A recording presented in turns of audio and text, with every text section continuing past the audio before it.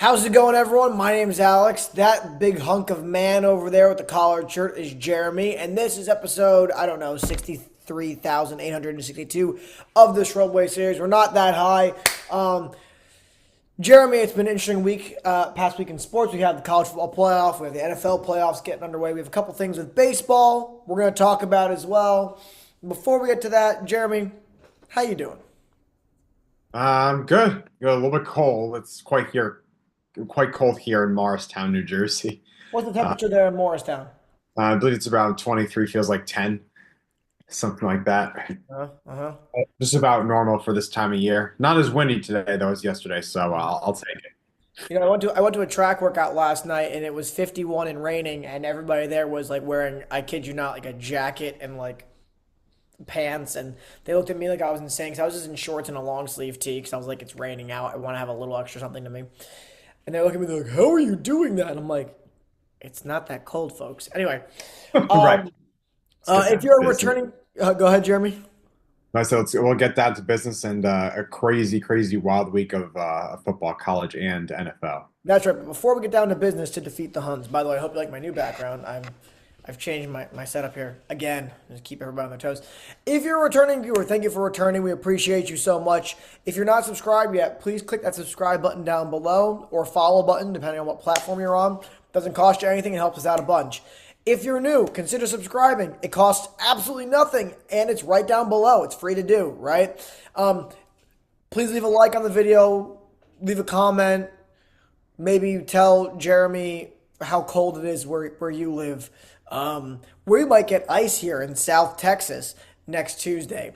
It's only gonna get down to about 30 and there's going to be rain, but maybe for 1/8 of a minute there will be ice. And we start classes on Tuesday, so you know what that means? No class Tuesday, let's go. That's what I'm guessing. Anyway, because they don't have to deal with the ice down here. All right, Jeremy, but let's kick it off right now. Let's start with the college football playoff. You want to start there today, Jeremy? Yeah, let's All start right. there. Let's start there. So we had two big games in the semifinals. We had Penn State and Notre Dame, and then we had Ohio State and Texas. My prediction that whoever wins the Ohio State Oregon game would go on to win the national championship is still in play. Horns down for all you Longhorns fans. I've been making sure to say it to everybody down here the last week or so. Um, though my prediction of an all Big Ten final, natty, obviously is not there. Um, Both games were pretty close. Though the final score in the Ohio State Texas game didn't look as close as it was. Those games ended Notre Dame 27, Penn State 24, and then Ohio State 28, Texas 14. Really, it was a much closer game than the Ohio State Texas game. Outside of that fumble six there, Jeremy wasn't watching that game because he was busy watching his Knickerbockers get absolutely boxed around, beat Lost around. by 25 to the Oklahoma City Thunder. That's right. So, Jeremy, let's unpack these games here. Let's start with that Notre Dame Penn State game, Jeremy. Obviously, very, very close game. Um, I thought Penn State was going to be able to pull it out there at the end. Drew Aller with a couple of mistakes in the game, and he goes back to College Station for one more year rather than coming out in the draft. Jeremy, what's your take on this game? Or Happy Valley, as we'd say. Happy Valley, Penn State. That's right. For Drew Aller. My takeaway with that game, I mean, Drew Aller did not look great by any means. Nick Singleton did have himself a game. He scored all three of their touchdowns. I believe he rushed for about 90 yards. And so the running game was working. The issue was, I guess, for the majority of the game, they were pretty much able to move the ball at will. But the issue was that they weren't putting up many points on the board. And so when they were only up, say 10-0 at the half, 10-3 at the half, actually. And Riley Leonard came out of concussion protocol, was able to start the second half, and then they were just on fire, getting first down after first down, making big plays. Riley Leonard scores. Now we're off and running. Now all of a sudden we see a very competitive game. We see Notre Dame has come out with some life, and Pence is like, oh no, and then Notre Dame's defense was able to make the plays that they needed to win this game. And the one that sticks out to me the most is when Penn State gets the ball back with about 47 seconds left, and Drew Aller, James Franklin so calls for a pass play. I believe it was on third down. Yep. As him, he's rolling to his left. He sees a couple of receivers; they're both covered. He goes to his third option, which is in the middle of the field, and a lot of fans, who do know football, that when you do throw over the middle late, usually that spells trouble. And so he rolls to his left and then he sees right and then he throws to the right and he gets picked off, Yep. giving Notre Dame fantastic field position, basically immediate field goal position at that point with about 33 seconds left in the game. And Yep. all they really need is a first down and get it down to the left hash for their kicker, get them set up to kick the game winner, in which they ultimately knock off Penn State and are going to the national title game to play Ohio State. That's right. Jeremy, I don't have much to add to that. It was a good game, but James Franklin can't get it done there in the big game, which has been a theme for him at Penn State. Yeah. Jeremy and I talked off camera about this ad nauseum about how we think James Franklin's probably done there. Who knows? People said the same thing about Harbaugh at Michigan, Yeah, right? only 3 wins against top 10 opponents. That's right. They said the same thing about Harbaugh. So, maybe James Franklin stays. Who knows? We don't get paid to make those decisions, but you got to figure the donors at Penn State are getting tired of watching Michigan and Ohio State battle for, national titles while Penn State they've been to this is their second time to the CFP if I'm not mistaken. Obviously, everybody's first time in the 12-team format here. But it's hard to justify bringing him back, I think, especially given the fact that he hasn't gotten to any national title games, and the one time they were in it before this, I believe they lost in the semifinals. So um, it's a tough look there. If you're James Franklin or you're a Penn State supporter, I wouldn't be surprised if James Franklin is gone this time next year if there's somebody else coaching Penn State, though. I don't know who they'd bring in his stead. I don't know if they've got a guy there on their assistant coaching staff. I know more about Ohio State football than I do about Penn State football. But I think it's going to be a talking point. I'm a little surprised nothing's come out yet about it. So I think if we are another week or two out from this game, James Franklin's staying, and then the Penn State College people there are going to be a little upset, maybe. Perhaps they like him there. I don't know. But the sense that I get from what I see on the social medias and things I read is that the alumni are not very happy with the fact they haven't been able to produce in big games under No. Franklin. Yeah. So, and I guess the question then is, does that reflect more on the coach or is that the players? Is it both? To say it all falls on one guy is wrong, right? Because the coach can only coach, the players have to play. But the coach is the one who sets the scheme, does all that sort of stuff, and helps lead the preparation every week. So Penn State has had a lot of talent, especially on the defensive side of the ball. Abdul Carter looks like a bad man. I wouldn't mind if the Giants draft him with a third overall pick. I want to just get the best player available, unless Cam Ward falls to 3. But if Cam Ward doesn't fall to 3, or I guess Shador, if you believe in Shador. But I want Abdul Carter. Give me an edge rusher. But Shane's not going to do that because he's going to say he has Kayvon and he has Brian Burns, and God forbid we bring in any sort of competition. Right. Yeah, Jeremy. I think Notre Dame showed up well. They ran the ball really well. Obviously, their defense did what it needed, made the plays when it needed to make the plays. Um, and it was a great game. But that pick by Drew Aller there, man, that's just the nail in the coffin. You can't have that. You just can't. You can't. That's just something we could sit here and criticize it till we're blue in the face. Everybody knows that's just not a great look. Right. And not necessarily that was a bad call to have him drop back to pass in that situation instead of settling for overtime. I understand being aggressive in that situation, but it was just a bad decision Yep. made on his part. So, Yep. just part of learning the position. And, hopefully he'll still get a shot in the NFL. Yeah, and Not he'll that, have another year to develop. So right. that's definitely possible.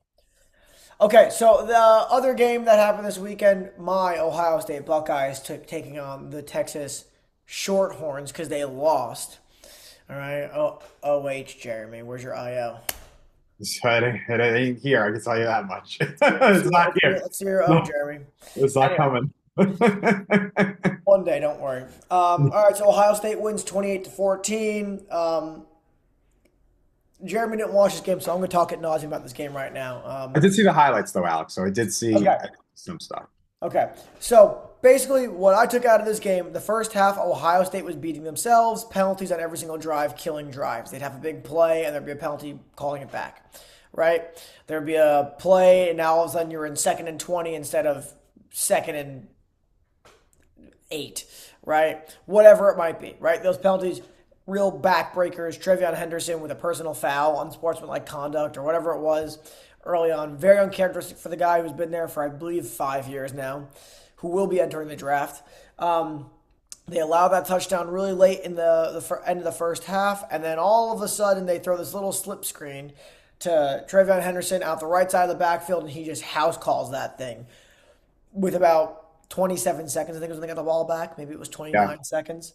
Um, so awesome. Really, I was sitting over there doing a puzzle of my Beagle Boy himself. And as soon as that play starts breaking, leap up out of my chair and start squealing like a schoolgirl. Mainly because it's an exciting play. Whether you like it or not, Jeremy, it's an exciting Right. play, Of right? course. Yeah. I mean, my personal take is that it was really just a play to try to get them into field goal range, That's not exactly what it was. thought that that play was going to take it all the way to the house, and Yep, Texas just completely botched that play. that's And right. That's right. they really he laid a hand on him, and he was off to the That's right. races. That play was just to see if they can get anything going. If they can get anything going, then they would use their timeouts, right? That's not let's they're not running four verts and trying to throw it deep, right? Um, Right. Ohio State's defense, their defensive line was just wrecking the game for Quinn Ewers for a good chunk of it, right? When it came down to, man versus man, obviously at the very end when Texas has that 1st and goal at the 1, and they're unable to punch the ball in. Then they have a big tackle for loss off of that pitch play, which Jeremy and I have talked about it before. You just run the thing up the gut. Don't pitch the ball out wide, because then you get a 7-yard loss, 6-yard loss, and then Sawyer comes around and sacks Ewers, strip fumble, and then houses the ball, right? Right. The big things coming out of this game, Jeremiah Smith, there is now a blueprint for how to stop him. You've got to basically bracket him the entire time, double, triple teams, don't let him get past you, right? So be interested to see if Notre Dame follows that same blueprint. They have been susceptible to the deep ball this season, so we'll see if they're able to make that adjustment and keep him in check. That matchup, I think, pans out really well for Ohio State. Obviously, there's a good chance that Notre Dame could win, right? That's why they play the games on the field, but. I think if you're Texas, you're leaving this go. I've spoken actually with a few Texas fans who were complaining about why Arch Manning wasn't put in there. Well, you're going to get Arch Manning next year, and hopefully he provides you with some kind of spark, right? Quinn Ewers, he's just not. They weren't able to really establish the ground game, and because of that, they weren't able to establish play action, which is where he tends to thrive. So really, I thought it was a well coached game on the defensive side from both teams. Um, Obviously, only allowing the Ohio State offense to score 21 points pretty damn good if you're Texas. And for Ohio State to limit them to 14 points and then that big goal line stand there is going to be what everybody remembers. So now we're looking at Ohio State and Notre Dame in the college football playoff final. It's the first 12-team final, and I believe I saw a couple of days ago that Ohio State opened up as nearly 10-point favorites. Massive spread. Um, don't Yeah. be shocked if that comes back towards Notre Dame a little bit, but I Yeah. also wouldn't be shocked if Ohio State were to win by 2 scores, just based on what that offense can do and what the defense can also do. Yeah, absolutely, Alex. I think the line has come down to about 9. I think it's at right. I think it's 9 even right now with in Ohio State's favor. Yep. But I guess I've been hearing from some people, even like Mike Francesa's podcast and Boomer and Geo, and they've been saying about how that Notre Dame, deserves a little bit more respect. They think, Notre Dame might make it more of a game than people might think. They might, only lose by a score. maybe it'll only, maybe it comes down to a field goal just because of Notre Dame's defense and maybe their running game also Yep. has a coming out party against Ohio State. Obviously, Ohio State played excellent defense against Texas. Basically, they were the reason that they did wind up winning against Yep. Texas. So, Yep. should be Yeah. interesting. Yeah. It's going to be an interesting game. Everybody thought the same thing with TCU against Georgia, right? That ended up being a blowout. I just hope, like, I'm gonna be rooting for Ohio State, but I just hope it's not a blowout like 70-13, right? Like, Yeah, I would love imagine. for Ohio State to win. Don't get me wrong, but I don't want Ohio State to win by like 50. Right. Make it a game, make it entertaining, and that's that. Jeremy, any other thoughts on the CFP right now, or would you like to move on to the Yeah, no, let's move NFL? on to the NFL. Yeah, I All right, think that's a wrap for then, and then the national championship game is the this coming Monday, January 20th, I believe at 8 o'clock. that's right, that's right. And for those of us that are in Central Time, it's at 7 o'clock.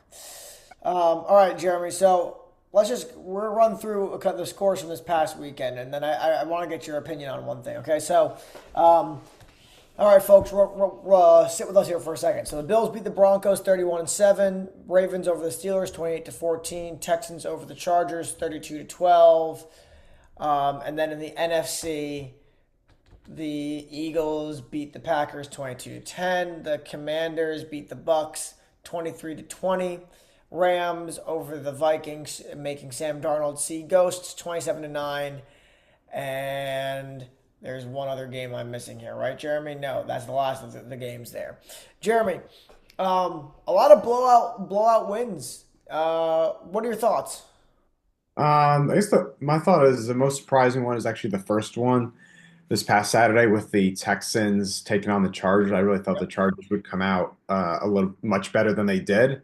They were able to drive the ball twice, get it inside the 20, Yep. and set up for three. And to be honest, like after that, everything went south for them. Justin Herbert did not look like himself. Threw four total picks in his game, including a pick six. And then once, really, the play that got it going for the Texans offense was that botched snap that went over C.J. Stroud's head, but he's able to go get the ball and then create time for himself, and then makes a nice throw for a first down. And from then on, they took total control of the game. But I will say the one shining point for the Chargers was Ladd McConkey, who had almost 200 yards receiving, had a score. Yeah. So he's really, I mean, if there was any bright spot for the Chargers, it was just Ladd McConkey. But I mean, obviously, other than that, it was a total disaster for them, and the Texans wound up winning. And they're gonna have a tough matchup in the next round against the Kansas City Chiefs in Kansas City. Yep. Um, Another thought is also about the Eagles Packers. I was really expecting a more competitive game. Yep. It was really, I guess I was like sad to see so many players for the Packers just to go down like every other play. Like Dontavian Wicks went down in the or no Romeo Dobbs. Sorry, Romeo Dobbs went down in the end zone. I believe it was a concussion injury. I'm not entirely sure, but then he left. Jaden Reed then later on had to leave with a shoulder injury. I mean, then they had a couple of guys on defense who got hurt, so that was just a disaster. They just didn't have the personnel at that point to even compete against the Eagles. So the Yep. Eagles were able to pretty much coast home. Jeremy, let me ask you this. We're gonna play a quick game here, all right? And you guys can play along at home too. Play our game with us. I want you to drop your answers below in the comments here, all right? Jeremy, I'm gonna read you a series of scores here, okay? Yeah, And you're gonna tell me college football playoff. I'm not gonna give you the year or NFL, okay? yeah. All right. 45-14, 32-9. Which one is CFP? Which is the NFL? But no, you're telling me they're both would be from the same league. Both are from the same Okay. league. 45-14, 32-9. Which matchup? I'm confused with the Is order. this from the college football playoffs first Yeah, round, that's from the college or football playoff. I know. is this from the NFL's Oh, from the that's from the NFL? college football playoff. I know that was the CFP. I'm Wrong. pretty. That's from the NFL playoff last year. 32 Bucks 32, Eagles 9, Texans 45, Browns 14. Let's try a couple more here, Jeremy. All right. Let's go 38-10 or 48-32. Which was which? I'm gonna say the NFL, The second one, 48-32, is from the NFL. That was the Packers and Cowboys last year. right? The first one was Penn State SMU. I've got one more set for you here, Jeremy, okay? 23-10. I already know that game. Sorry, hold on. Sorry. My apologies. 27-17. That was Notre Dame over on Indiana. Okay, and sorry, so it's 27-10 and 31-17. 31-17. Yeah, that was college football playoff, I believe. No, that was the Bills over the Steelers. My point is this, folks, right? And Jeremy and I talked about this a couple weeks ago when we were talking about the first round of the CFP. The first round of playoff action is just not competitive historically, right? The point of this exercise, right, is I'm going to throw random scores at you that sound like somebody got their doors blown off. 45-14. You see that in college football all the time, right? We can look at, for example, Ohio State 42, Tennessee 17. You wouldn't expect to see that in an NFL game typically, right? You wouldn't expect to see 32-9 and that sounds like a college play. That sounds like a college score, right? Teams don't win by that much in the regular season. But guess what? They do in the first round of the playoff. Wild card weekend in general, you don't get good games.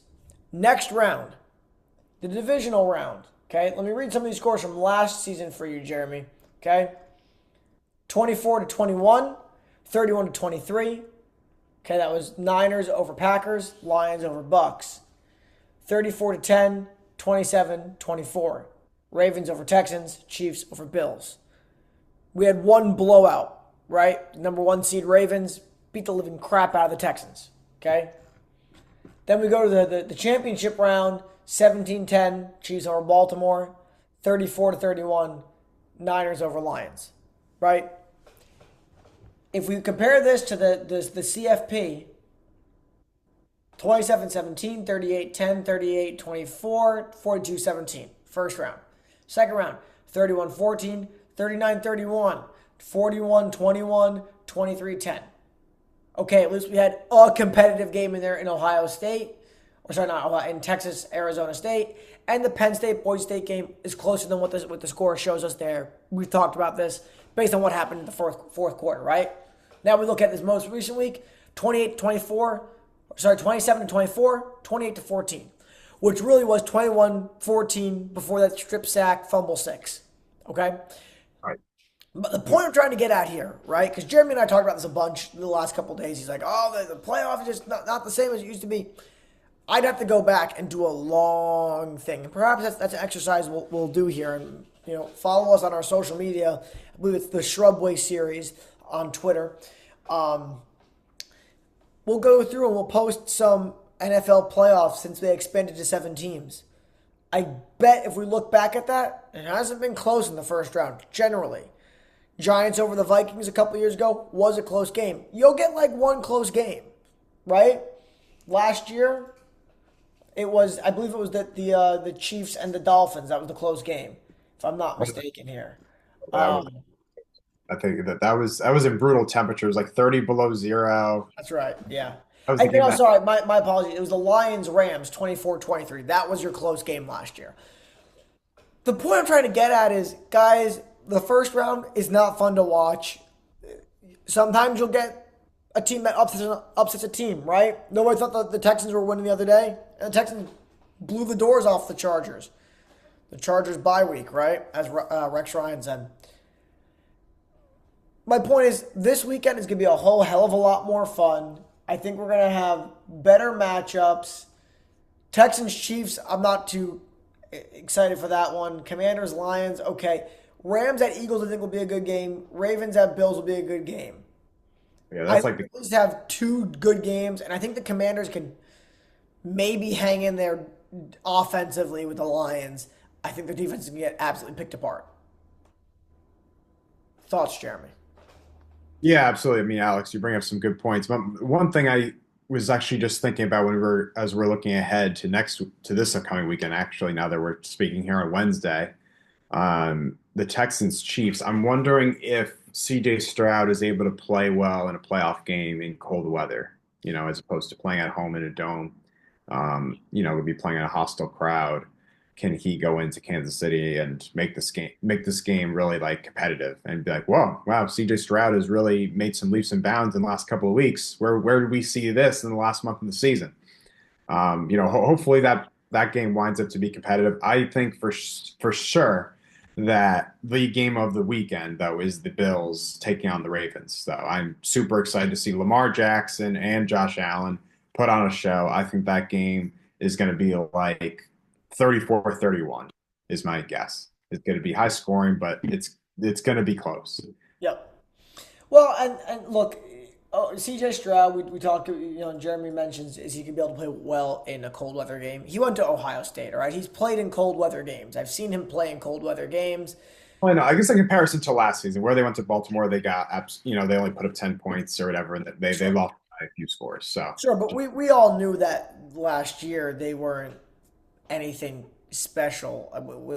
It's kind of like the Giants, right, where they beat the Vikings, and some of us, myself included, talked ourselves into thinking, "Oh my God, this team's got it. It's special," and then they just sucked against the Eagles, right? And that's kind of what happened with them against the Ravens last year.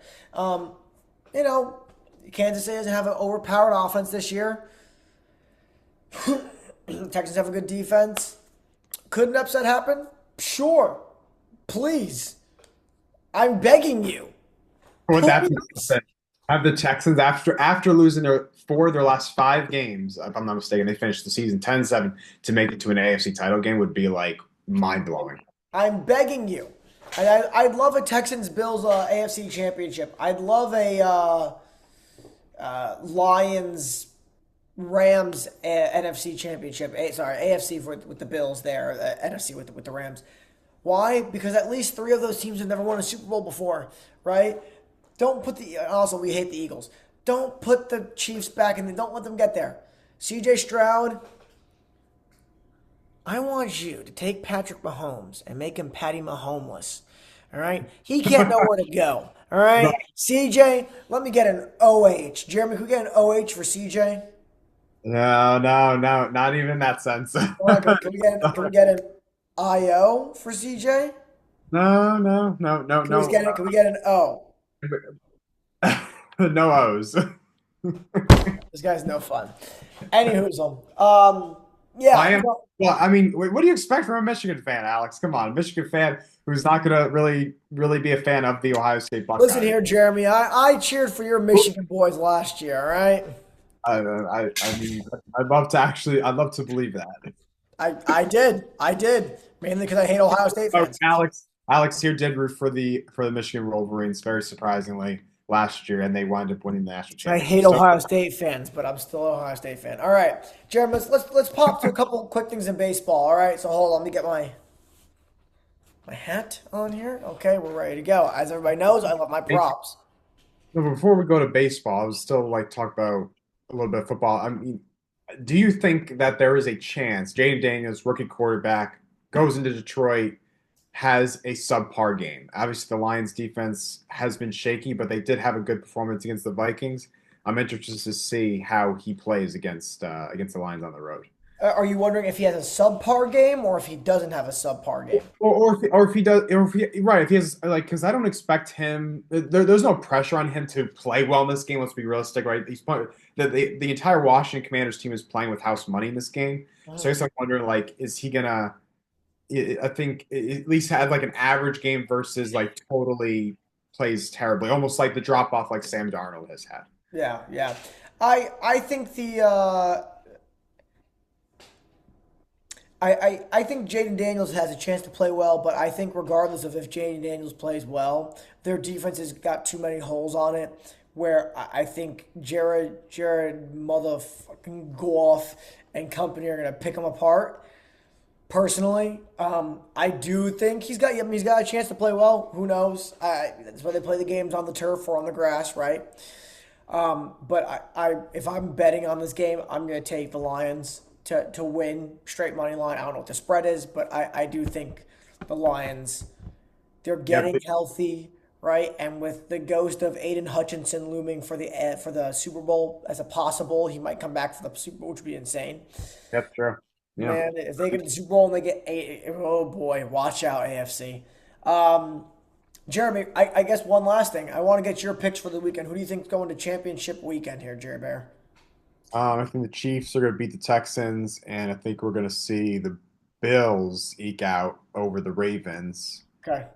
And I think from the NFC side, I think we're going to see the Eagles. Unfortunately, I'm not obviously we're not Eagles fans here, but I do think the Eagles are going to beat the Rams in a close one, Okay.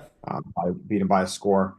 And I'm going to go with the Lions over the Commanders. Okay. So Jeremy's got Lions, Eagles, and Chiefs, Bills. I'm going to be going Chiefs, Ravens. I think the Ravens beat the living crap out of the Bills earlier this year. They kind of know how to play them. And personally, I think Lions, Rams. I think the Rams eke out a win. I think that offense is going to have enough. Their defense is playing really well, too. They haven't allowed more than 10 points in like the last 4 or 5 games, something crazy like that. That's true. Obviously, those trends will break eventually, but I'm just hoping and I'm praying that that's how that breaks.